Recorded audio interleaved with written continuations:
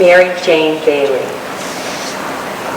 This is not part of the testimony I had planned on saying, but because one of the gentlemen already mentioned the ammonia, I'm the principal of a small private school on Route 100, and where my school is located is an accident-prone area.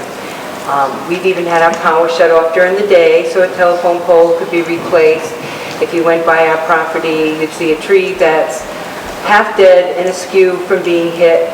There's accidents there often. Our children are outside as much as 3 times a day. If there was ever an accident there with an ammonia truck, I'd have dead children. All right, so I'd just like to mention that since it was already brought up.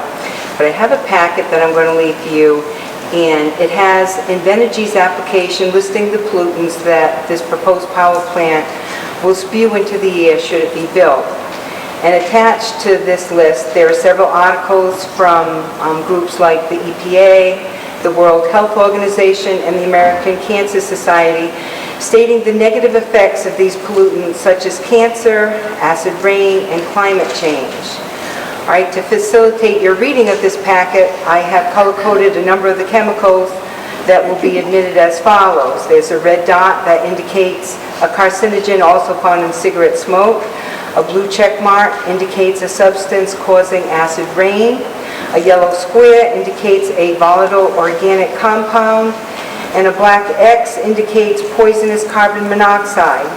I have an asterisk that indicates the amount of carbon dioxide that will be spewed into the air. Now, because I choose not to smoke, I also don't want to be breathing the same carcinogens that are found in cigarette smoke on a 24/7 basis, nor do I want my family, including my grandchildren, who live only a half-mile away from the proposed plant, breathing these toxic substances. Even cigarette smokers cannot smoke 24/7. There have been voluminous discussions the past several years about climate change. A major player, if not the prime culprit in this role, is carbon dioxide. Invenergy will be putting 3.6 million tons of CO2 into the air per year. That's approximately 10,000 tons per day. Volatile organic compounds can cause eye, nose, and throat irritation, headaches, damage to liver, kidney, and central nervous systems, and cancer. Nitrous oxides and sulfur dioxides can cause respiratory diseases like asthma or chronic bronchitis, ground-level ozone, and acid rain. It can also be extremely harmful to forests and damages lakes and streams. This problem can become much worse during heavy downpours of rain or when snow begins to melt in the spring. With 10 to 12 bodies of water and interconnecting streams in Pasco alone, now this is the town of Burrillville, Pasco is just one of the villages in it. Many of them are used for swimming and fishing.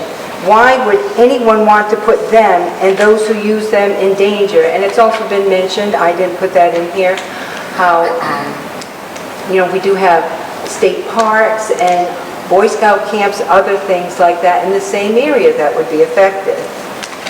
There are other health issues that could be associated with the building of this plant, but with only those that I've mentioned here, I ask you to please not recommend the building of this plant to the Energy Facility Citing Board.